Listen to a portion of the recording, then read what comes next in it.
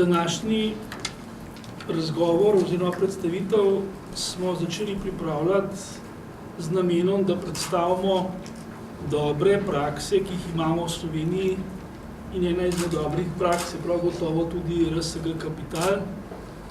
Mislim, da je premalo znano, da je RSG Kapital ustanovila gospodarska zbornica. Več o zgodovini bo kasneje povedal Jure. Danes je to, jaz mislim, da je eden najbolj učinkovitih skladov tveganega kapitala oziroma družb za upravljanje, ki ima tudi sklade tveganega kapitala. No, seveda pa ne moremo, ko govorimo o virih financiranja, mimo trenutnih razmer v Sloveniji. Mi se tudi s tem, ko se ukvarjamo z analiziranjem finančnega in bančnega sektorja, pripravljamo na razgovor z predsednico vlade Alenko Bratušek konec avgusta, ker smo se tako dogovorili, da bomo že do 10. avgusta delodajalske organizacije pripravile svoj predlog, kaj v Sloveniji narediti za to, da bomo prišli iz krize. Veste, da smo imeli delodajalske organizacije prejšnji teden tam sestanek, da smo se dogovorili, da bo to do 10. avgusta naš predlog pripravljen in da bomo do konca meseca potem to tudi obravnavali. Na Gospodarski zbornici Slovenije se tega lotevamo nadvse resno.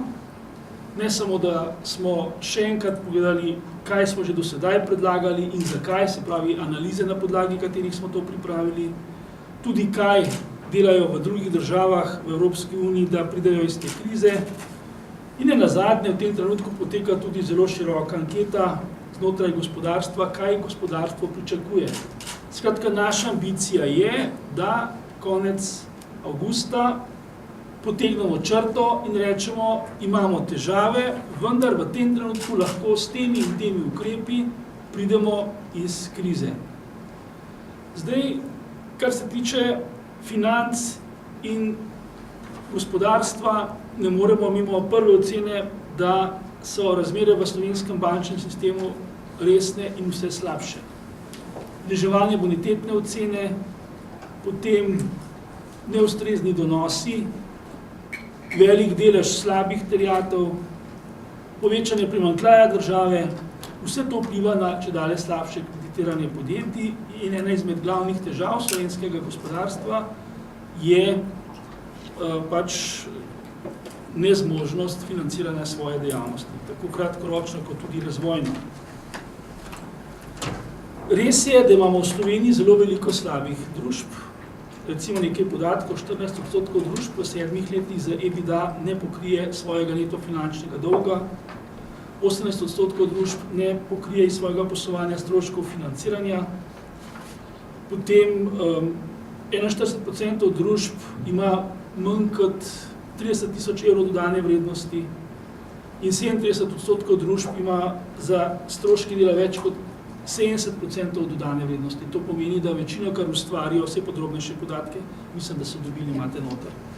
Da vse, kar ustvarijo, torej porabijo za tekoče, nič za razvoj.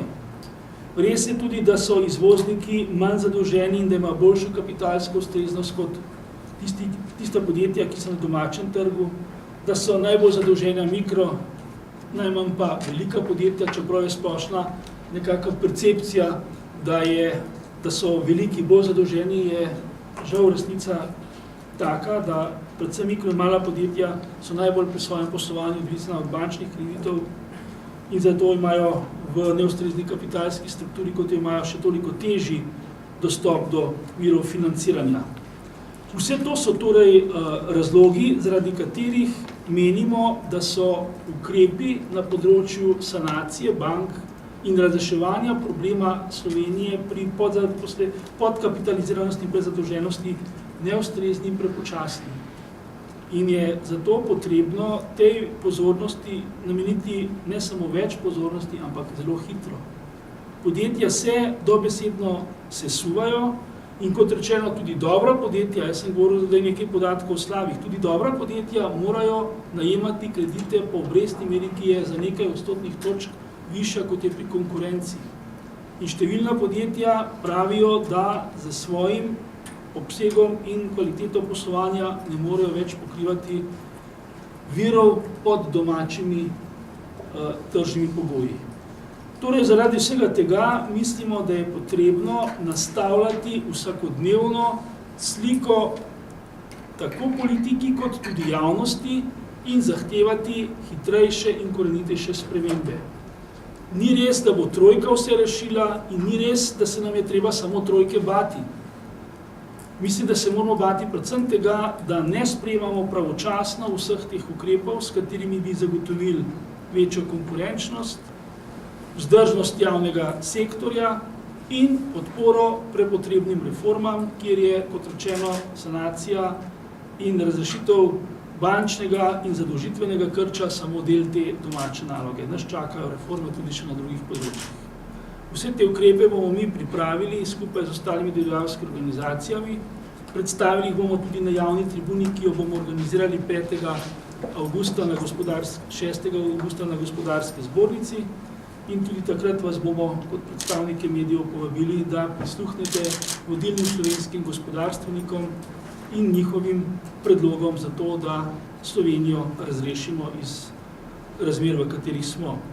Kljub samo naj le opozorim na nekaj ugodnih rezultatov. Eden je ta, da imamo na eni strani pa zelo veliko družb, ki imajo visoko dodano vrednost, se pravi, da približno 100.000 zaposlenih dela v podjetjih, kjer je dodana vrednost več kot 40.000 evrov, da se ne v primerjavi z letom 2008, ko smo dosegli največji izvoz v 15-letni zgodovini Nove Slovenije, se nam je izvoz v primerjavi z letom 2008 povečal.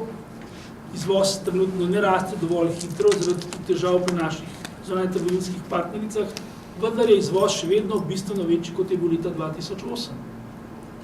In da izvozna podjetja kljub vsemu še vedno gojijo ambicijo in optimizem glede svoje nadaljnje prihodnosti, da pa pričakujejo tako kot ostali doma hitrejše reformne spremembe. Torej, mislim, da imamo možnosti za preporod Slovenije vse manj, imamo jih pa še vedno in v tej smeri bomo mi preko poletja pripravili take predloge ukrepov, s katerimi bomo vladi poskušali pomagati, da izplavamo iz krize. Naj povem, da v anketi, ki jo v tem trenutku opravljamo v slovenskem gospodarstvu, velika večina naših vprašanih pravi, da ne verjamejo, da bi ukrepi, ki jih ima vlada za gospodarsko politiko, v tem trenutku, da bi ti ukrepi lahko prinesli neko razrešitev, torej da potrebujemo dodatne in nove ukrepe. Mi smo bili ustanovljeni leta 2006 kot spin-off iz Gospodarske zbornice Slovenije, na kar smo v letu 2008 povabili k sodelovanju tudi ostale privatne investitorje in danes je to družba, ki ima 9 privatnih investitorjev. Skupaj upravljamo z 18,5 milijona evrov kapitala, ki je namenjen za investicije v tehnološka podjetja z visoko dodano vrednostjo, visokim potencialom, ki pač vsa poslujejo na globalnih trgih. Ta podjetja poslujejo zelo v ozkih nišah, zaradi tega slovenski trg za večino od njih sploh ni relevanten in zaradi tega verjetno mnogih od teh podjetij niti ne poznate, če se srečate samo z njihovimi imeni. Naše bazično poslanstvo, da rečem, je to, da zapolnimo to kapitalsko vrzel, ki nastane takrat, ko se ustanovitelji podjetja ne morejo več financirati iz lastnih virov, ko zmanjka zasebnih virov ustanoviteljev, ko se iztrošijo viri pri poslovnih angelih, kar je pri nas v Sloveniji že tako problematično, ker jih ni prav dosti. In do takrat, ko te firme dobijo obseg sredstev, s katerimi imajo višjo kredibilnost pri poslovnih bankah, da lahko poslovne banke financirajo njihov nadaljnji razvoj. Mi ne investiramo seveda v zelo veliko število podjetij, na leto pogledamo okrog 200-250 različnih podjetij, investiramo nekje od 2 do 3. Do zdaj smo naredili 10 investicij, danes pa imamo v portfelju 8 podjetij, preostalih smo že tudi nekaj prodali. Izmed obstoječih podjetij v portfelju mogoče izpostavim par dobrih caseov, ki jih imamo. Definitivno smo trenutno najbolj ponosni na podjetje po imenu Celtra, oziroma Celtra. To je podjetje, ki je bilo ustanovljeno leta 2006. Mi smo investirali v njega leta 2009, ko smo bili samo 3 ustanovitelji, nobenega zaposlenega takrat. Danes pa ima to podjetje preko 75 zaposlenih in to delovna mesta zelo dobro plačena delovna mesta, inženirska delovna mesta. Pisarne imamo po praktično celih Združenih državah, v Sloveniji ves razvoj praktično. Vse znanje pač izhaja iz naših tehničnih fakultet. In pa ravno kar pač smo zaključili že 3. rundo financiranja, se pravi smo že 2 tuje investitorje prepričali, da je to res podjetje z visokim potencialom. Zdaj, kar sem hotel še povedati, je to, da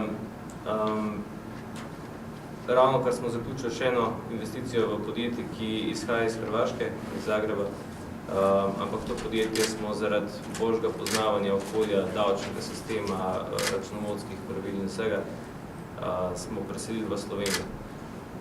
To se pač lahko privoščimo zaradi tega, ker smo pač mi investitor, in investitor v teh primerih določa pogoje. Da smo pa to naredili, smo mogli pa precej dva ustanovitelja tega podjetja precej prepričevati, zakaj je Slovenija boljše poslovno okolje za taka podjetja kot pa Hrvaška.